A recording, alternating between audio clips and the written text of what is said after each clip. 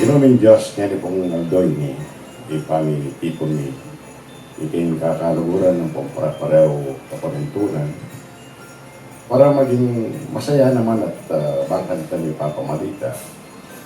At kay ko po madalas itong sasabihan na atwa at ng taong niyakit at yung kayo king libutan.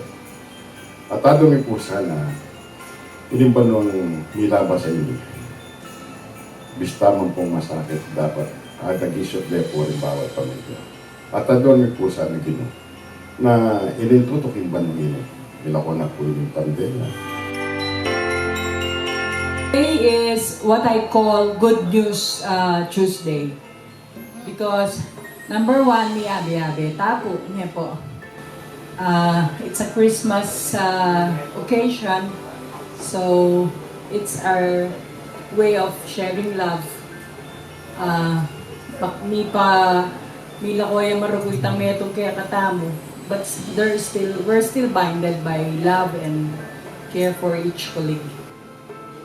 Today we are so blessed by many of our friends. They gave us cash, they gave us gifts, items to raffle, and that's care of Mini. I'd like to also take this time to thank our officers. Luka rin kayo, Marna, Rhea. These officers work hard to produce all these gifts and cash.